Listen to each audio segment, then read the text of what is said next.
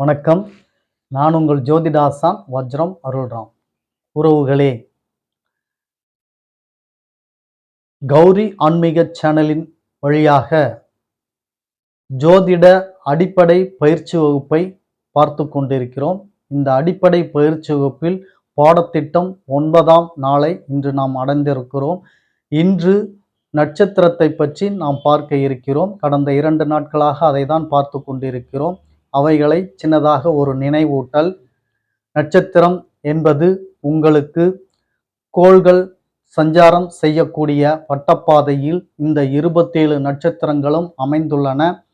இந்த 27 நட்சத்திரத்தின் தன்மைகள் எந்தெந்த கோள்களுக்கு இணைந்து போகிறதோ, அதாவது ஒத்து போகிறதோ, அந்த நட்சத்திரத்தை கோள்கள் ஏற்றுக்கொள்கிறது. அந்த நட்சத்திரம் அமைந்த ராசி இந்த கோள்களின் சொந்த வீடாக, ஆட்சி வீடாக ஏற்றுக்கொள்கிறது, அமைத்து கொள்கிறது. ஒரு நட்சத்திரத்தினுடைய அளவு 13 பாகை 20 கலைகள். இதை 4ஆக பிரித்து ஒரு பாதத்தின் அளவு 3 பாகை 20 கலைகளாக பிரித்து மொத்தம் 108 பாதங்களாக மேசம் முதல் மீனம் வரை பிரித்து கொடுத்துள்ளோம். ஒரு ராசிக்கு 9 பாதங்கள் வீதமாக 12 ராசிகளுக்கும் 108 பாதங்களை பிரித்து கொடுத்திருக்கிறோம். இவையெல்லாம் கடந்த பாடத்திட்டத்தில் நாம் பார்த்தோம். இன்று நாம் பார்க்க இருப்பது தலை, உடல், கால் அற்ற நட்சத்திரங்கள் என்று நாம் சொல்லியிருக்கிறோம். அதனுடைய அதிபதிகள் சூரியன், செவ்வாய், குரு. இந்த 3 நட்சத்திரத்தில் அமையப்பெறக்கூடிய இந்த கிரகத்தின் ஆதிக்கத்தில் உள்ள நட்சத்திரங்கள் தான் தலை, உடல், காலற்ற நட்சத்திரங்கள் என்பதை ஏற்கனவே பார்த்தோம். அதனுடைய தன்மைகளை நாம் பார்க்க இருக்கிறோம் என்று. அதை பார்ப்பதற்கு முன்னால் புதிதாக மாணவர்கள் நம் ஜோதிட வகுப்பில் கலந்து கொண்டிருக்கிறீர்கள், பார்க்கிறீர்கள் என்றால் நீங்கள் டெஸ்கிரிப்ஷனில் உங்கள் ஊர் பெயரை பதிவு செய்து கமெண்ட் பண்ணுங்க. அது மட்டுமல்லாமல் உறவுகளே, நீங்கள் புதிதாக பார்க்கிறீர்கள், ஆன்மீக நண்பர்கள் மற்றும் இறை வழிபடும் நண்பர்கள் அத்துணை பேர்களுக்கும் நீங்கள் புதிதாக பார்க்கிறீர்கள் என்றால் நமது சேனலை உங்கள் நண்பர்கள், உறவினர்கள், சொந்த பந்தங்கள் மற்றும் அக்கம் பக்கத்தில் இருப்பவர்கள் அத்தனை பேரிடமும் எடுத்து சொல்லி அவர்களையும் சப்ஸ்கிரைப் செய்ய சொல்லுங்கள். காரணம், நாம் ஸ்ரீ ஜெயகௌரி ஜோதிடாலய நிறுவனம் ஒன்றை நடத்தி கொண்டு வருகிறோம். அந்த நிறுவனத்தின் வழியாக இல்லாதவர்களுக்கும், இயலாதவர்களுக்கும், ஏழை எளியவர்களுக்கும் நம்மால் முடிந்த உதவிகளை செய்து கொண்டு வருகிறோம். நாம் இறைத்தொண்டு, இறைப்பணி, ஹோமம் வளர்ப்பது, வேள்வி வளர்ப்பது இவைகளையும் செய்து கொண்டு வருகிறோம். இவை நாம் செய்வதன் மூலமாக கிடைக்கக்கூடிய புண்ணியங்கள் அத்துணையும் கௌரி ஆன்மீக சேனலின் பார்வையாளராக இருக்கக்கூடிய உங்கள் ஒவ்வொருவருக்கும் கிடைக்கப்பெற வேண்டும் என்ற எண்ணத்தில் தான் சொல்கிறேன். நீங்கள் சப்ஸ்கிரைப் செய்துவிட்டீர்கள் என்றால் நமது குடும்பத்தில் நீங்களும் ஒரு அங்கத்தினராகி விடுகிறீர்கள். எனவே நமக்கு கிடைக்கக்கூடிய புண்ணியங்கள் அத்தனையும் உங்களுக்கும் உங்கள் குடும்பத்தாருக்கும் கட்டாயம் கிடைக்கும் என்பதில் மாற்று கருத்தில்லை உறவுகளே. எனவே தயவு செய்து உங்கள் சொந்த பந்தங்கள் எல்லோரிடத்திலும் சொல்லி சப்ஸ்கிரைப் செய்ய சொல்லுங்கள். முதலில் பார்த்து கொண்டிருக்கக்கூடிய நீங்கள் சப்ஸ்கிரைப் செய்யுங்கள். அருகில் இருக்கக்கூடிய பெல் பட்டனை ப்ரெஸ் பண்ணிக்கோங்க. லைக் பண்ணுங்க, ஷேர் பண்ணுங்க. இப்போ பதிவுக்குள்ள போகலாம் வாங்க உறவுகளே.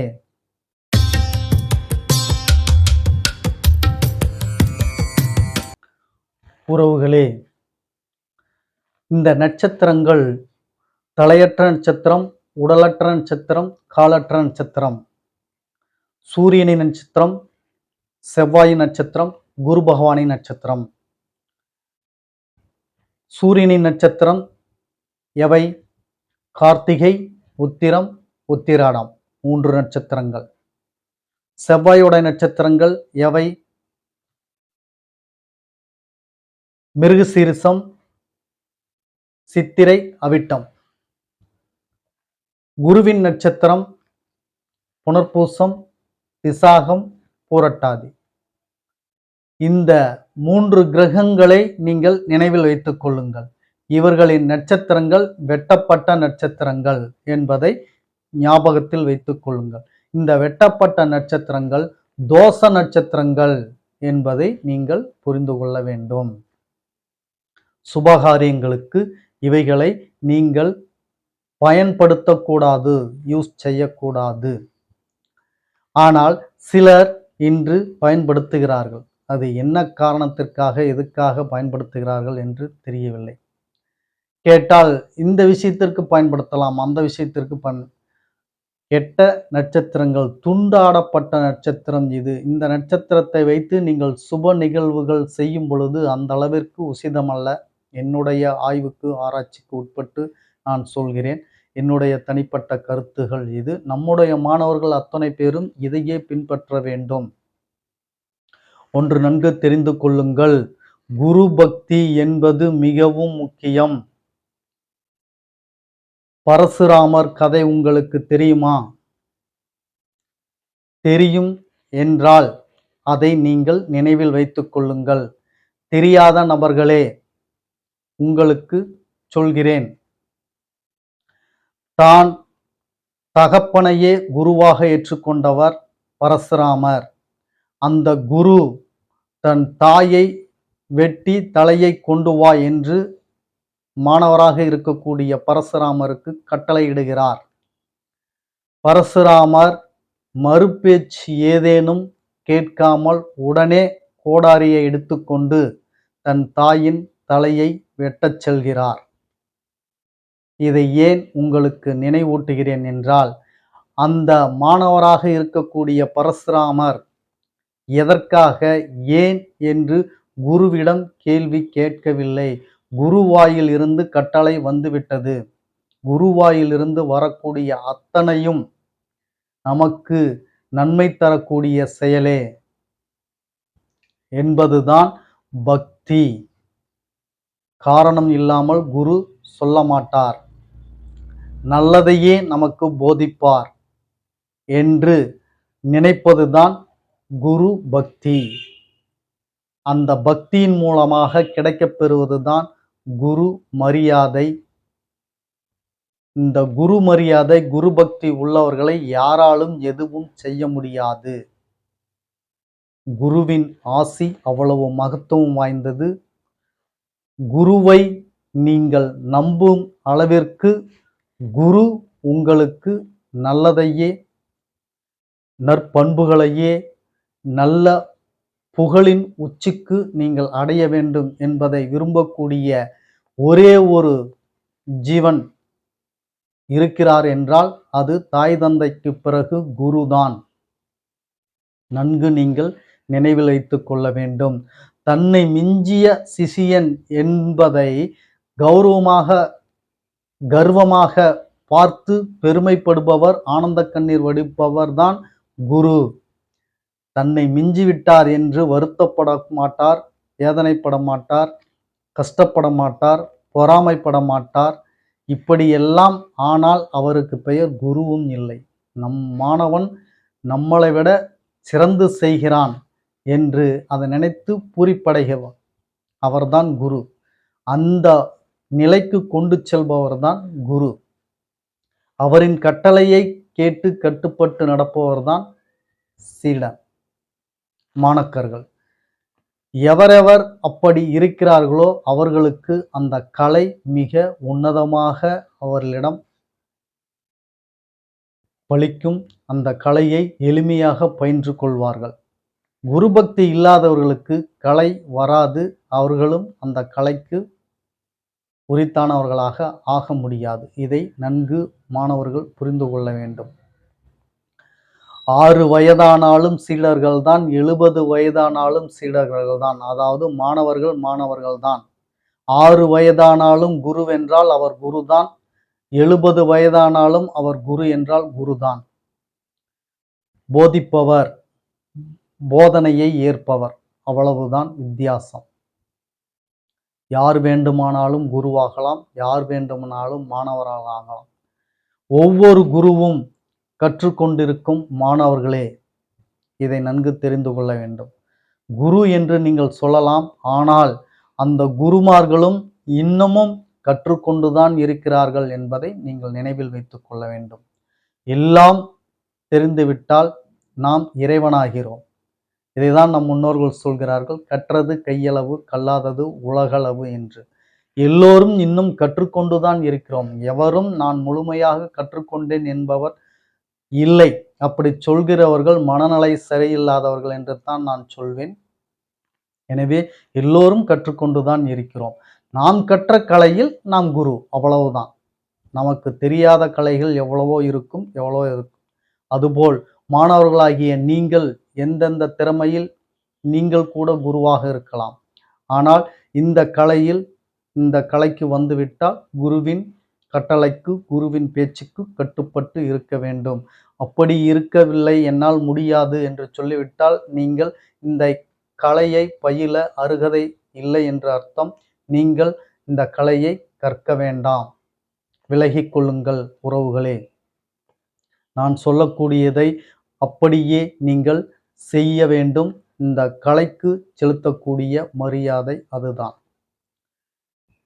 இந்த ஜோதிட கலையில் நட்சத்திரங்களை தலையற்ற, உடலற்ற, காலற்ற நட்சத்திரங்கள் இந்த 3 கிரகங்களுடைய நட்சத்திரம் என்றோம். மீதமுள்ள கிரகங்களின் நட்சத்திரங்கள் என்னென்ன என்பதை பற்றி பார்த்துவிடலாம். இந்த கிரகங்கள் உங்களுக்கு நட்சத்திரங்கள் 27 என்பது தெரியும். இந்த 27ஐ நீங்கள் எப்படி எழுதி படிக்க வேண்டும் என்பது தெரியுமா? அதை சொல்கிறேன், குறித்துக் கொள்ளுங்கள். 27 நட்சத்திரங்களை 9 நட்சத்திரங்களாக முதலில் பிரித்து கொள்ளுங்கள்.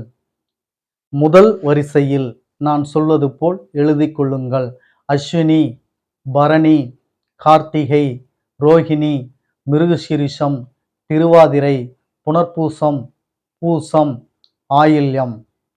இந்த 9 நட்சத்திரங்கள் முதல் வரிசையில். அடுத்தது அருகிலேயே 2வது வரிசையில் மகம், பூரம், உத்திரம், அஸ்தம், சித்திரை, சுவாதி, விஷாகம், அனுஷம், கேட்டை. இந்த 9 நட்சத்திரங்கள் 2வது வரிசையில் பக்கத்தில். அதன் பக்கத்தில் 3வது வரிசையில் மூலம், பூராடம், உத்ராடம், திருவோணம், அவிட்டம், சதயம், பூரட்டாதி, உத்திரட்டாதி, ரேவதி. இந்த 9 நட்சத்திரங்கள் 3வது வரிசையில். இப்பொழுது 9 நட்சத்திரங்களாக நீங்கள் படித்தால் உங்களுக்கு தெரியும். அஸ்வினியிலிருந்து ஆயில்யம் வரை, மகத்திலிருந்து கேட்டை வரை, மூலத்திலிருந்து ரேவதி வரை. இப்படி வரிசையாக நீங்கள் மனனம் செய்து கொள்ள வேண்டும். இப்படி செய்து மட்டும் போதாது. குறுக்கே நீள் வாக்கில், நீள் வகிட்டில் நீங்கள் பார்த்தீர்கள் என்றால் அஸ்வினி, மகம், மூலம் என்று வருகிறது அல்லவா? முதல் நட்சத்திரம் அஸ்வினி, 2வது வரிசையில் முதல் நட்சத்திரம் மகம், 3வது வரிசையில் முதல் நட்சத்திரம் மூலம். அஸ்வினி, மகம், மூலம். அடுத்தது பரணி, பூரம், பூராடம், கார்த்திகை, உத்திரம், உத்திராடம். இப்படி நீள்வாகிட்டில் உங்களுக்கு 3 நட்சத்திரங்களாக வரும். அப்போ அஸ்வினி, பரணி, கார்த்திகை இந்த வகிட்டிலும் நீங்கள் மனனம் செய்து கொள்ள வேண்டும். அஸ்வினி, மகம், மூலம், பரணி, பூரம், பூராடம் இந்த வகிட்டிலும் நீங்கள் மனனம் செய்து கொள்ள வேண்டும். அதாவது குறுக்கிலும் மனனம் செய்து கொள்ள வேண்டும், நெடுக்கிலும் மனனம் செய்து கொள்ள வேண்டும். இந்த மனனம் செய்து கொண்டு விட்டீர்கள் என்றால் ஜோதிட சாஸ்திரத்தை நீங்கள் பலாபலன் எடுத்துரைப்பதற்கு மிகவும் எளிமையாக இருக்கும். சரி, இந்த அஸ்வினி, மகம், மூலம் 3 நட்சத்திரங்களுக்கும் அதிபதி கேது பகவான். குறித்து கொள்ளுங்கள். 3 நட்சத்திரங்களுக்கும் நேராக கேது பகவான் அதிபதி. கிரகங்கள் நீங்க எழுதி அந்த 3 நட்சத்திரங்களுக்கு நேராக கேது. இவர்களின் தசா வருடம் என்று மேலே போட்டுக் கொள்ளுங்கள். தசா வருடம் 7 வருடங்கள். அஸ்வினி, மகம், மூலம் இந்த நட்சத்திரத்தின் அதிபதி கேது. இவரின் தசா வருடம் 7 வருடம். அடுத்தது பரணி, பூரம், பூராடம் இந்த நட்சத்திரங்களுக்கு அதிபதி சுக்கிரன். இவரது தசா வருடம் 20. கார்த்திகை, உத்திரம், உத்திராடம் இந்த நட்சத்திரங்களுக்கு அதிபதி சூரியன். இவரின் தசா வருடம் 6 வருடம். ரோகிணி, அஸ்தம், திருவோணம் இந்த நட்சத்திரங்களுக்கு அதிபதி சந்திரன். இவரின் தசா வருடம் 10 வருடம். மிருகசீரிஷம், சித்திரை, அவிட்டம் இந்த நட்சத்திரங்களுக்கு அதிபதி செவ்வாய் பகவான். இவரின் தசா வருடம் 7 வருடம். திருவாதிரை, சுவாதி, சதயம் இந்த நட்சத்திரங்களுக்கு அதிபதி ராகு பகவான். இவரின் தசா வருடம் 18. புனர்பூசம், விசாகம், பூரட்டாதி இந்த நட்சத்திரங்களுக்கு அதிபதி குரு பகவான். இவரின் தசா வருடம் 16. பூசம், அனுசம், உத்திரட்டாதி இந்த நட்சத்திரங்களுக்கு அதிபதி சனி பகவான். இவரின் தசா வருடம் 19 வருடம். ஆயில்யம், கேட்டை, ரேவதி இந்த நட்சத்திரங்களுக்கு அதிபதி புதன் பகவான். இவரின் தசா வருடம் 17. இப்படி 9 வருடங்களுக்கு உண்டான 9 கிரகங்களுக்கு உண்டான தசா வருடம் தெரிந்து கொண்டீர்கள். 9 கிரகங்களுக்கு உண்டான நட்சத்திரங்களையும் தெரிந்து கொண்டீர்கள். அப்படியே இந்த தசா வருடங்களை நீங்கள் கூட்டினீர்கள் என்றால் மொத்தம் 120 வருடங்கள் வரும். இந்த 120 வருடங்களை தான் விம்சோத்ரி ஆண்டு, விம்சோத்ரி வருடம் என்று சொல்கிறோம். நம் முன்னோர்களின் ஆயுள் காலம் 120 வருடம் வரைக்கும் வாழ்ந்திருக்கிறார்கள். இன்று கூட ஒரு சிலர்கள் 100 வயதை தாண்டி வாழ்கிறார்கள். ஆனால் சராசரி வயதாக அன்று 120 வருடங்கள் இருந்தது இந்த விம்சோத்ரி வருடம். இதையெல்லாம் தேர்வுகளுக்கு உங்களுக்கு முக்கியமாக வரும். இறுதியில் நான் தேர்வு ஒன்றை நடத்த உள்ளேன். அப்படி தேர்வு ஒன்று நடத்தினால் இதையெல்லாம் கேள்விகளாக வரக்கூடிய நிலைப்பாடு இருக்கிறது. இதையெல்லாம் நன்கு நீங்கள் மனனம் செய்து வைத்துக் கொள்ள வேண்டும் உறவுகளே.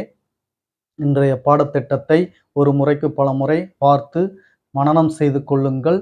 மீண்டும் நாளைய பதிவில் உங்களை சந்திக்கும் வரை உங்களுக்கு நன்றி, வணக்கம் சொல்லிக் கொள்கிறேன் உறவுகளே.